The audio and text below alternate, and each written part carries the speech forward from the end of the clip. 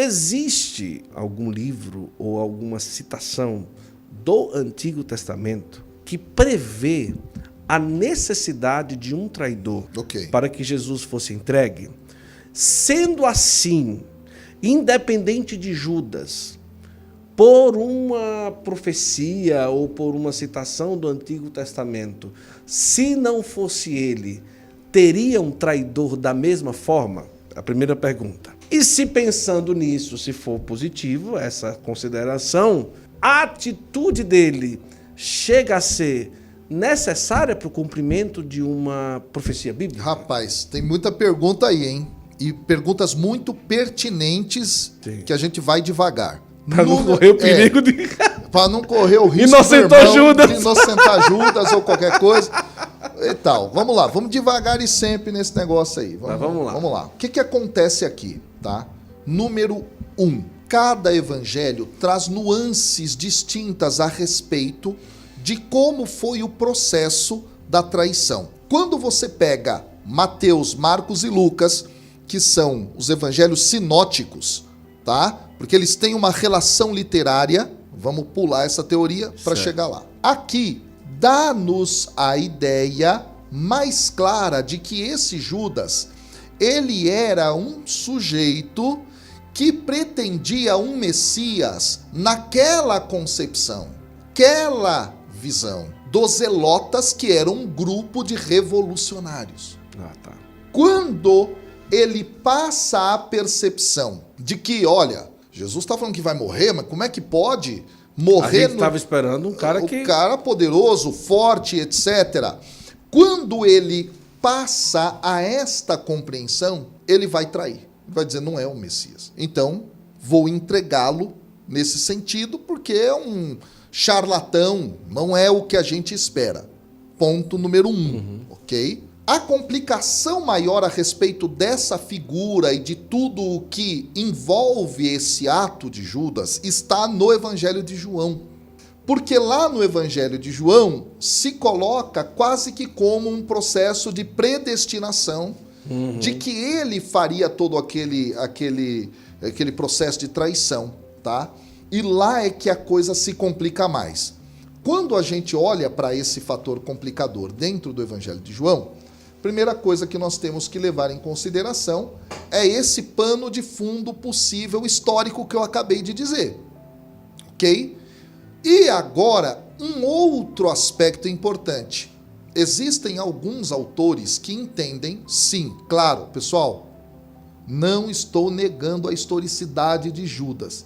Judas existiu, ponto. Mas existem alguns autores que entendem que esse personagem da história real, ele dentro da literatura bíblica é como se fosse a representação daqueles judeus, não todos, tá? Daqueles judeus da época de Jesus. Porque o nome Judá, era o nome da tribo da qual todos eles descendem. E neste sentido, este povo para o qual o Messias foi enviado não o acolheu. E neste sentido, como o Evangelho de João, olha só, fala que aquele que está na mentira, este aí é filho do diabo, e o diabo é homicida desde o princípio, eu não estou sendo antissemita. Tá. Eu estou dando uma explicação teórica aqui,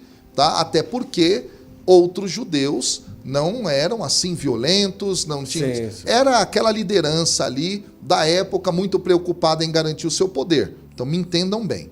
O que ocorre aí é, nesse sentido, ele vai ser utilizado nesta caracterização de alguém que é usado pelo diabo para ser homicida. E por essa razão, então, é que o diabo, o demônio, entra em Judas dentro do evangelho para que, aí que vem o detalhe, ele vai ser entendido como alguém necessário para a entrega de Jesus como Cordeiro de Deus, que é a teologia joanina, sim, para o sacrifício. Percebe aí? Então ele vai representar esse grupo de judeus, ele vai ser aquele que não aceita Jesus como Messias. O grupo que rejeita. O grupo que rejeita. Nesse sentido, o grupo que rejeita está na mentira, porque a verdade a qual o texto de João faz referência no conhecereis a verdade vos libertará, é a verdade de que Jesus é o Messias. Isso também é uma outra confusão que as pessoas fazem,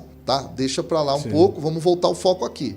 Porque esse texto tem que ser interpretado nessa concepção. A verdade que liberta é, Jesus é o Messias. Mas o que é essa libertação da verdade? Aí tem que ir lá para o capítulo 8 do Evangelho de João e ler lá, e depois ir lá atrás no texto de Êxodo, na lei sobre o escravo, para poder entender.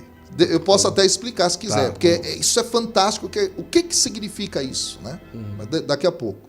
Então, nesse sentido, já na narrativa joanina, quem não aceita está na mentira, quem está na mentira é filho do diabo, age com as obras dele. É isso que ocorre, então, e aí nós entendemos isso na figura de Judas dentro do texto de João.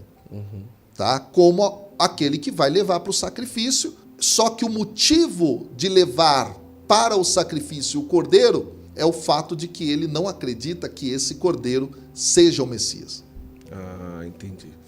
Então, aquela tese de que algumas pessoas falam que o Judas cumpre aquilo que qualquer um teria que fazer, como se dissesse assim, ele fez o que um teria que fazer. Então, ela não é bem assim, não é? Tipo, querendo ou não, o Judas ele tem a sua culpa, o seu erro e a sua negação, ou melhor, o seu não reconhecimento a Jesus. Ele não reconhece, não é falta de compreensão nem nada. Até porque, olha que detalhe interessante, quer conhecer mais sobre qual era a relação de Judas com Jesus e os outros? Basta você olhar o capítulo 13 do Evangelho de João. Sim. Ali é dito o seguinte, quando eles estavam na Páscoa, né? Interessante, na Páscoa não, antes da festa da Páscoa, tá? Eles estavam naquela ceia, e naquela ceia o texto nos fala a respeito de que Jesus pegou, olha só, Jesus pegou, tá? Um pedaço de pão, molha ali e dá na boca de Judas. Para que isso pudesse ocorrer, Judas teria que estar numa posição na mesa muito próxima.